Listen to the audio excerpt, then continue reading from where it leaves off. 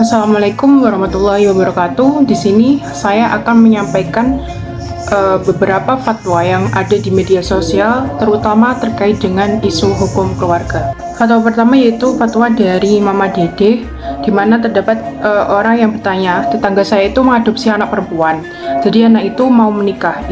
Itu anak harus mencari orang tua kandung atau tidak. Kemudian argumen fatwa yang diberikan adalah sebagai berikut. Al-Ahzab ayat 5, Allah berfirman, yang namanya anak angkat itu wajib dipanggil bin bapaknya. Itulah yang adil buat mereka. Anak angkat tetap orang lain walaupun satu rumah. Kemudian siapa walinya? Kalau dulu tahu anak siapa, cari. Kemudian kalau memang dicari tidak ketemu karena memang dulu sengaja diudarkan biar tidak ketahuan siapa bapaknya, boleh dengan wali hakim. Tidak sah jika mereka dinikahkan dengan ayah angkatnya. Kemudian mengenai analisis fatwa. Dalam fatwa tersebut dijelaskan bahwa yang berhak menjadi wali nikah bagi anak angkat adalah ayah kandungnya. Dan jika tidak diketahui keberadaan ayah kandungnya, maka yang berhak menikahkan adalah wali hakim. Jika dianalisis dengan peraturan perundang-undangan di Indonesia, dalam kompilasi hukum Islam khususnya, maka hal tersebut sejalan dengan ketentuan yang terdapat dalam KHI. Wali merupakan syarat sah dalam pernikahan, yang artinya harus ada dalam pernikahan. Tanpa adanya wali, maka pernikahan dianggap tidak sah.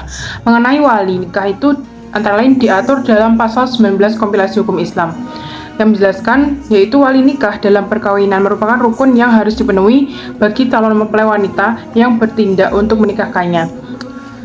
Mengenai kedudukan wali dalam pernikahan, mempunyai urutan yang harus dipatuhi oleh semua pihak dan tidak boleh dilanggar tanpa adanya persetujuan dari wali sebelumnya yang lebih berhak. Hal tersebut diterangkan dalam pasal 21 kompilasi hukum Islam. Dengan demikian, maka yang berhak menjadi wali nikah bagi anak angkat adalah ayah kandungnya sendiri. Namun dalam perwalian anak adopsi atau anak angkat yang tidak jelas nasabnya atau ghaib, dijelaskan dalam pasal 23 kompilasi hukum Islam, bahwasanya anak adopsi yang dikategorikan anak temuan atau tidak memiliki wali untuk menikahkannya, oleh karena itu sebagai gantinya adalah wali hakim. Fatwa di atas dapat dikategorikan dalam fatwa yang bersifat takyidi, di mana fatwa tersebut itu menguatkan kebijakan negara yang diambil untuk kemaslahatan publik. Kebijakan yang dimaksud antara lain adalah pasal-pasal dalam kompilasi hukum Islam mengenai anak angkat yang menerangkan mengenai perwalian dan juga hak-haknya.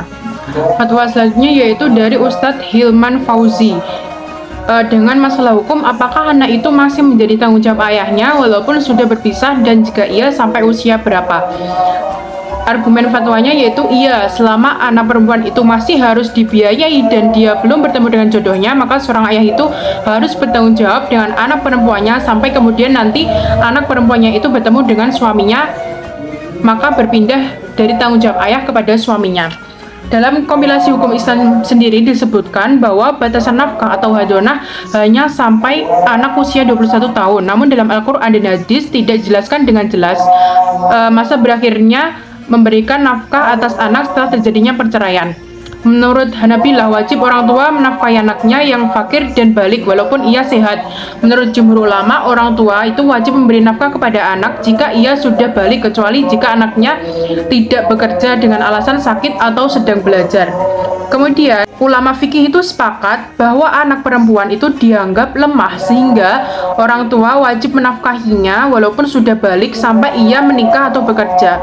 Sedangkan untuk anak laki-laki terdapat beberapa perbedaan pendapat. Dari beberapa pendapat tersebut mengenai batasan usia dan masalah nafkah, maka dapat dihubungkan dengan maqasid syariah hifdzun nafs atau pemeliharaan jiwa.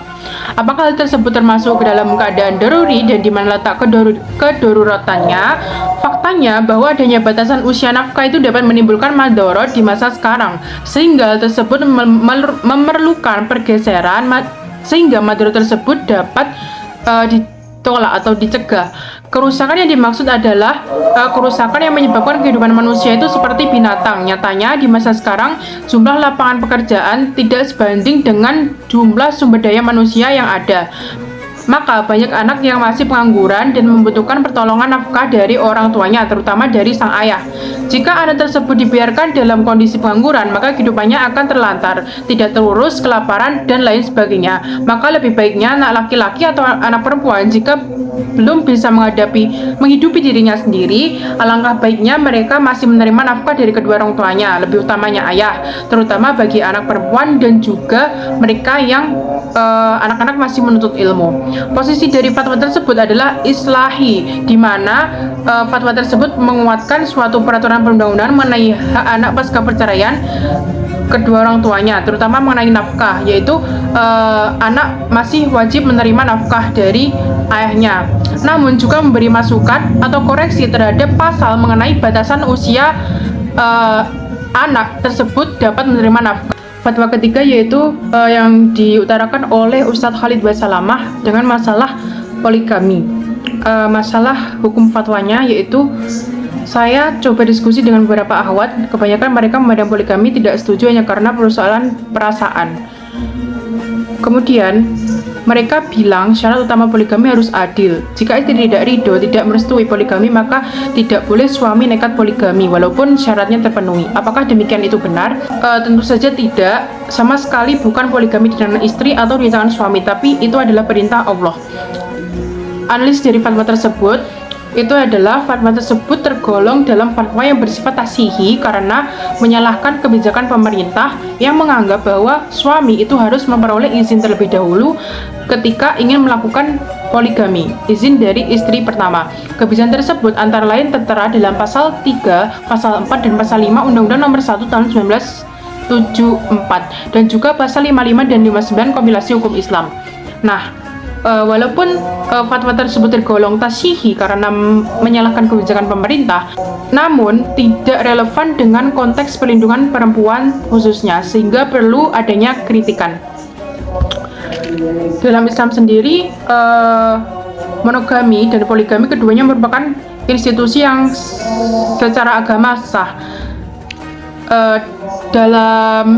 Di agama-agama sebelumnya, yaitu Yahudi dan Nasrani, juga tidak ada larangan beristri lebih dari satu, kecuali di agama Nasrani itu dikecualikan pada seorang uskup.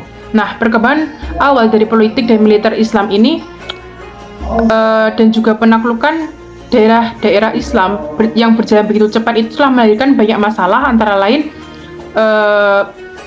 membludaknya jumlah budak, janda, dan juga anak yatim. Dalam kondisi demikian, tidaklah mengherankan jika Al-Quran membolehkan praktik poligami sebagai salah satu cara penting menyelesaikan problem yang dihadapi pada masa itu. Dalam perjalanannya pada abad ke-19, aktivitas kaum imperialis, pengaruh peradaban barat ke timur, akibatnya banyak aspek dalam ajaran Islam yang dipertanyakan dan bahkan digugat.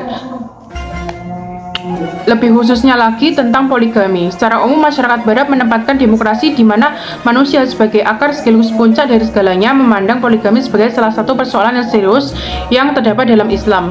Hanya karena masalah itu,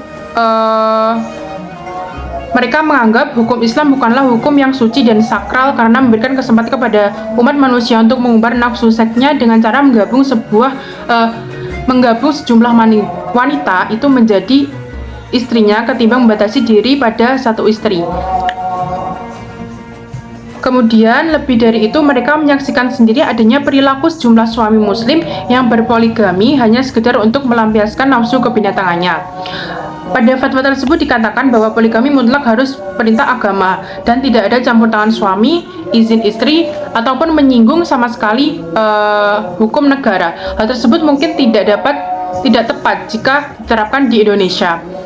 Problem dan pertanyaan tentang poligami yang secara terus-menerus diarahkan kepada masyarakat Islam menyebabkan sejumlah negara itu membatasi, mempersulit, bahkan melarang praktik poligami. Di beberapa negara, termasuk dengan Indonesia, seorang suami yang hendak berpoligami bersyaratkan agar mendapatkan izin dari pengadilan yang tentunya sebelumnya harus memperoleh izin dari istri pertama.